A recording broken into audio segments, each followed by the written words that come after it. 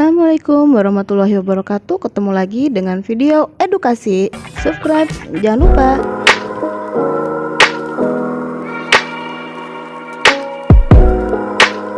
Assalamualaikum warahmatullahi wabarakatuh. Perkenalkan, nama saya Asniko Aini dari kelas 9C nomor absen 33. Perkenalkan, nama saya Nafsiranta Putri Sabrina dari kelas 9C nomor absen 19. Assalamualaikum warahmatullahi wabarakatuh. Nama saya Muhammad Rizky Saputra dari kelas 9C. Nomor absen saya 18. Assalamualaikum warahmatullahi wabarakatuh. Perkenalkan, nama saya Raden Ergo Wiraditya Pratama. Saya sekolah di SMP 11. Saya berasal dari kelas 9C. Di sini saya beserta kelompok akan menjelaskan tentang sistem reproduksi pada manusia. Sistem reproduksi manusia merupakan sistem organ yang digunakan manusia untuk memproduksi dan melahirkan keturunan. Untuk memperbanyak dan mempertahankan jenisnya, setiap organisme mempunyai kemampuan reproduksi atau berkembang biak.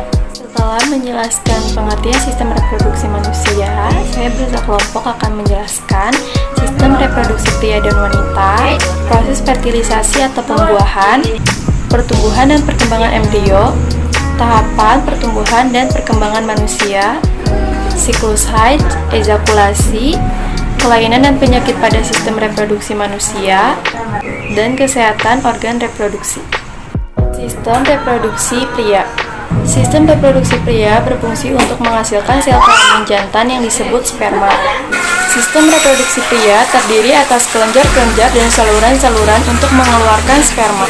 Organ-organ penyusun sistem reproduksi pria terdiri dari testis, scrotum, tubulus seminiferus, sel interstisial, sel Sertoli, penis, fossa deferentia, ductus epididymis, kantong sperma, kelenjar prostat, dan kelenjar Mowper. Sistem reproduksi wanita. Pada wanita, terdapat sepasang ovarium yang berfungsi untuk menghasilkan sel telur. Setiap ovarium mempunyai saluran telur yang disebut tuba fallopi. Kedua saluran telur yang bermuara pada uterus atau rahim. Leher rahim berhubungan dengan lubang tempat keluarnya bayi yang disebut vagina. Terus fertilisasi atau pembuahan. Ketika ovum telah matang, ovum dikeluarkan dari ovarium menuju uterus. Proses pelepasan ovum dari ovarium disebut ovulasi. Dalam perjalanan ke uterus, jika ovum bertemu dengan sperma di tuba fallopi atau saluran telur, ovum akan dibuahi oleh sperma. Proses pembuahan ovum oleh sperma disebut fertilisasi. Ketika proses pembuahan berlangsung, hanya kepala sperma yang masuk ke dalam ovum. Inti sperma bergabung dengan ovum.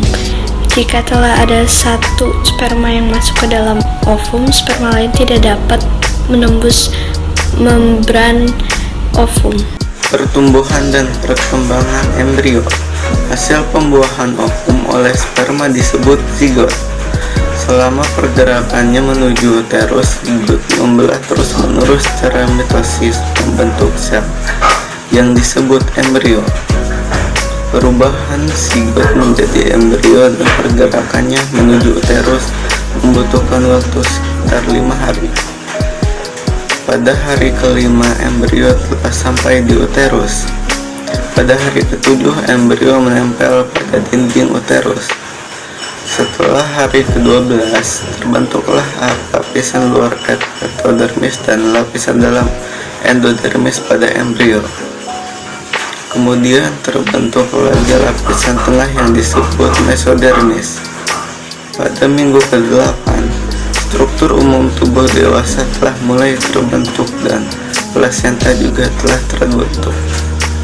Setelah semua struktur umum tubuh dewasa dan plasenta terbentuk, embrio dikenal sebagai janin. Tahapan pertumbuhan dan perkembangan manusia diawali dengan masa bayi dan menjadi dewasa. Siklus haid sejak masa pubertas 10-15 tahun. tubuh wanita mengalami proses bulanan yang disebut dengan siklus haid.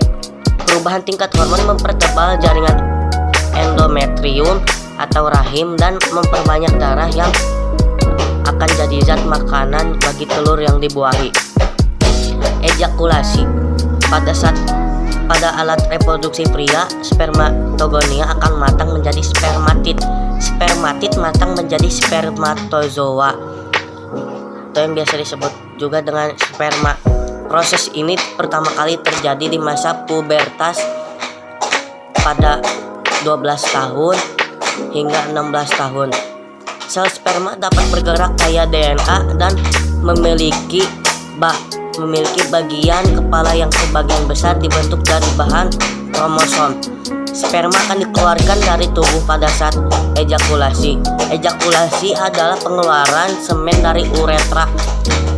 Pada anak remaja, ejakulasi biasanya terjadi pada saat mimpi basah.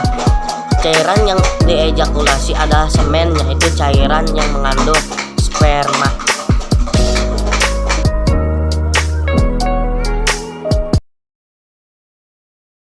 Introducing my team.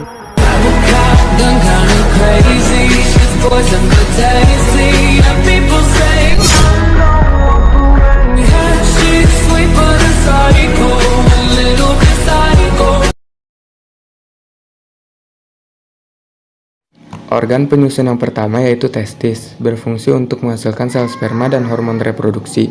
Kedua, skortum, berfungsi sebagai kantong yang di dalamnya terdapat testis dan berfungsi untuk mengatur suhu yang cocok bagi kehidupan sperma. Ketiga, tubulus seminiferus, berfungsi sebagai saluran yang terdapat di testis dan berfungsi sebagai tempat pembentukan sperma. Keempat, sel interstisial, berfungsi sebagai sel yang terdapat di testis dan berfungsi untuk menghasilkan hormon kelamin pria. Kelima, sel Sertoli, berfungsi sebagai sel yang terdapat di testis dan berfungsi untuk menyediakan makanan bagi sperma. Keenam, penis, berfungsi sebagai alat kopulasi. Ketujuh, fasa diferensia, berfungsi untuk menyalurkan sperma ke kantong sperma. Kedelapan, ductus epididymis, berfungsi sebagai tempat pematangan dan penyimpanan sementara sperma. Kesembilan, kantong sperma, berfungsi sebagai tempat menampung sperma. Ke-10, kelenjar prostat dan kelenjar Cowper, berfungsi untuk menghasilkan cairan semen yang berfungsi memberi nutrisi dan mempermudah gerak sperma.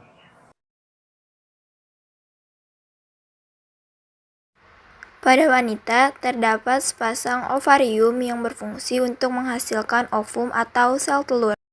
Setiap ovarium mempunyai saluran telur yang disebut tuba falopi. Kedua saluran telur bermuara pada uterus atau rahim. Leher rahim atau serviks berhubungan dengan lubang tempat keluarnya bayi, yang disebut vagina. Proses fertilisasi, pembuahan. Ketika ovum telah matang, ovum dikeluarkan dari ovarium menuju uterus. Proses pelepasan ovum dari ovarium disebut ovulasi.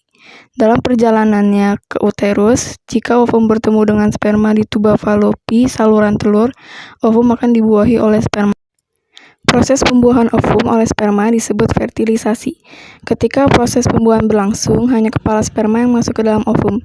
Inti sperma bergabung dengan inti ovum. Jika telah ada satu sperma yang masuk ke dalam ovum, sperma lain tidak dapat menembus membran ovum. Hasil pembuahan ovum oleh sperma disebut zigot. Zigot terus bergerak dari saluran telur menuju uterus.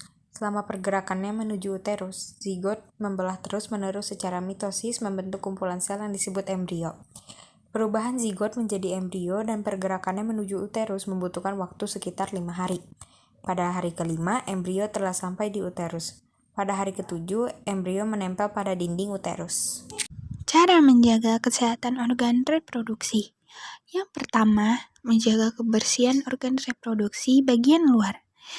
Kedua, mengonsumsi makanan yang higienis dan cukup nutrisi, yaitu makanan yang steril serta bebas racun dan bahan kimia berbahaya. Ketiga, mengenakan celana yang tidak terlalu ketat karena dapat menyebabkan peradangan pada organ reproduksi. Keempat, mengenakan pakaian dalam berbahan katun yang dapat menyerap keringat untuk mencegah kondisi lembab yang dapat memicu perkembangbiakan bakteri.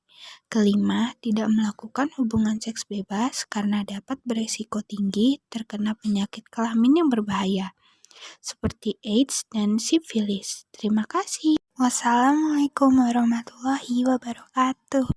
Terima kasih sudah menonton video edukasi ini.